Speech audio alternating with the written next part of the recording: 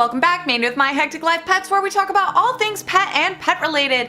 And today we're getting to know the Crested Gecko. So the Crested Gecko, or eyelash gecko, was actually thought to be extinct up until the early 90s when the species was rediscovered out in New Caledonia. Now these guys' average lifespan is about 15 years, but they have some on record living as long as 25 years. Now the Crested Gecko typically gets to be about 8 inches in length from the tip of their nose to the tip of their tail. Only 4 to 5 inches though without their tail. As unfortunately with the Crested Gecko, if they do drop their tail, they're not able to grow one back. Now let's talk tank setup for the Crested Gecko. So these guys are arboreal creatures. So as far as tank setup, you want the tank to be taller rather than longer. The typical juvenile setup is going to be a 12 by 12 by 18 or a 10-gallon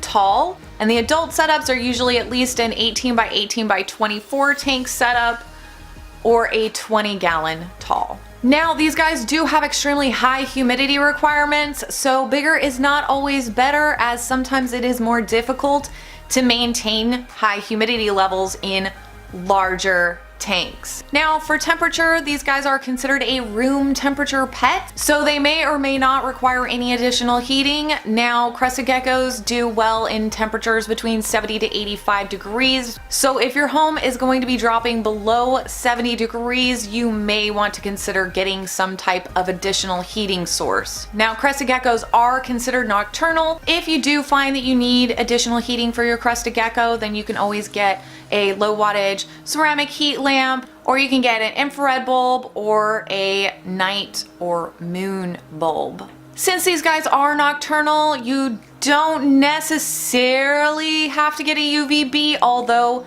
many would argue that it is still going to be beneficial for them to have a low wattage UVB on their tank. Now these guys do need a proper day-night cycle, so if you're going to be keeping them in a room that does not receive a lot of light, then you might want to consider getting an LED light or something like that to help give a day-night cycle to the tank. Now for substrate, a lot of people do use the coconut fiber substrate, as it does tend to hold in quite a bit of moisture. And you can even add sphagnum moss to really help hold in that moisture, since the Crested Geckos do need high humidity. Now some people will use things like paper towels and stuff to make for easy cleanup, but unfortunately if you do use something like that, then you are going to be needing to spray down the tank or have a mister on the tank to really keep the humidity levels at a proper range. For humidity, the Crested Gecko does best between humidity levels of 50 to 80%. I usually try to spray down my Crested Gecko's tank really well at night when he's the most active, and then you want to let it go through kind of a drying period down to that 50%, just to make sure that you're avoiding causing any upper respiratory problems from too much humidity in an enclosed space. The other reason that we will do a drying period is so that we won't end up with mold in our tanks, which can be harmful to our geckos.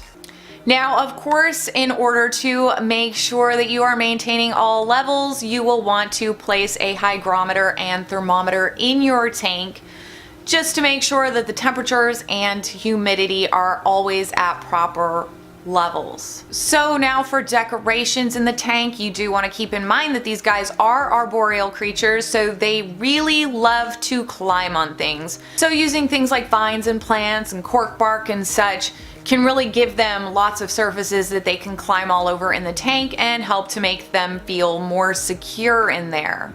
Now when it comes to putting a water dish in the tank, I do keep a water dish in my tank. Crested Geckos do get most of their water from when you mist down the tank. They'll lick the glass, they'll lick ornaments. If you have plants, they'll lick the plants. And they'll get most of their water in that way. But you always want to be on the safe side and keep a small dish of water in the tank, just to make sure that you don't end up with any problems of a dehydrated gecko. Now diet, this was always a fun one. I remember back in the day when we actually thought it was okay to feed fruit flavored baby food and insects as a Crested Gecko's main diet. We have made leaps and bounds since then though, and now we understand a lot more about what the crested gecko's nutritional requirements are. But there are still arguments amongst breeders as to what the best combination diet is for these guys. Now, there are a lot of people that will feed strictly crested gecko diet.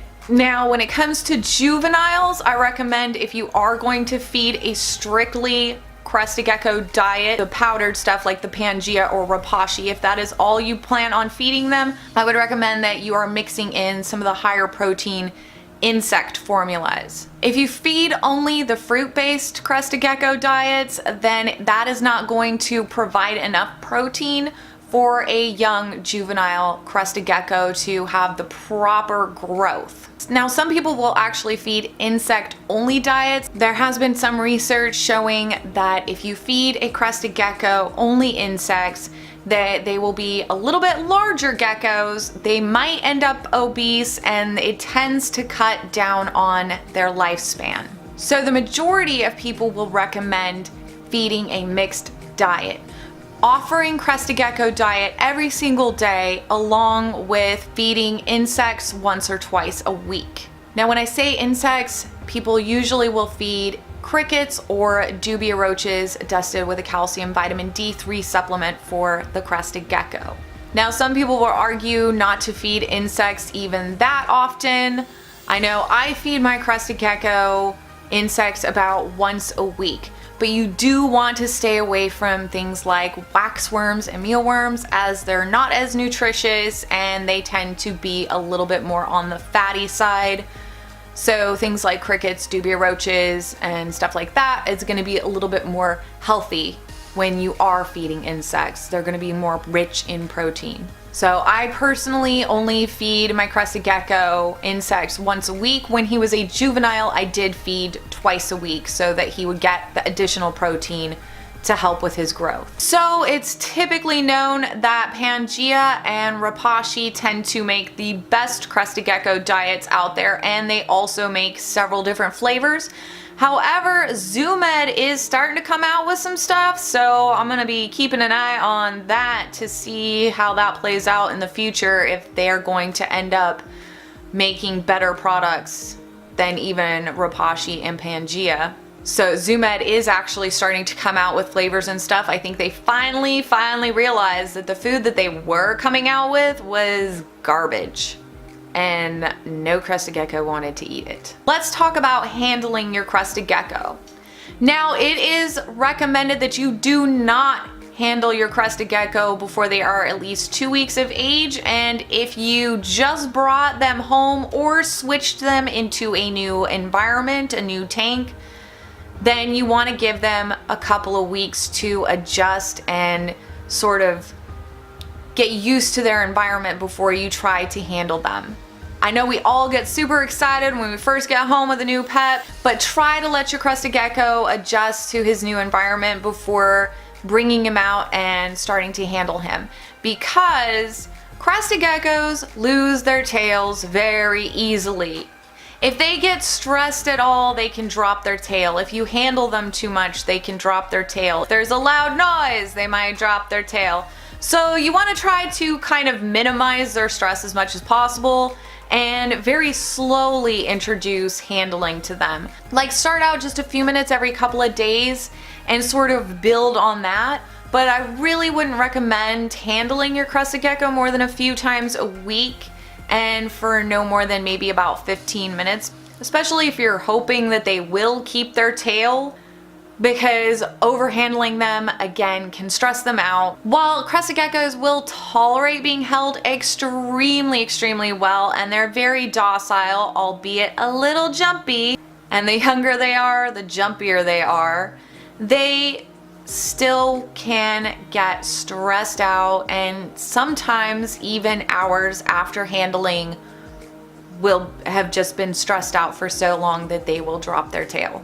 Now, again, unfortunately, if the crested gecko drops its tail, it will not grow a new one back. So that's why sometimes we try really hard not to stress out our animals. I know I keep my Crested Gecko in the quietest room in the house. He's in the guest room where pretty much nobody really bothers him except for me and occasionally my child under my supervision.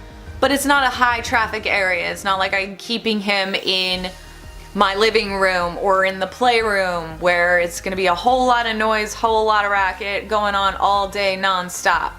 So all in all, I would say that the Crested Gecko makes a wonderful pet, especially for beginners, because they are so docile and they don't have a ton of major tank requirements or anything. They're pretty easy to care for, pretty low maintenance guys. Okay, so that's all for today's video. If you liked it, please give it a thumbs up and subscribe to my channel and hit that bell notification so you never miss a video.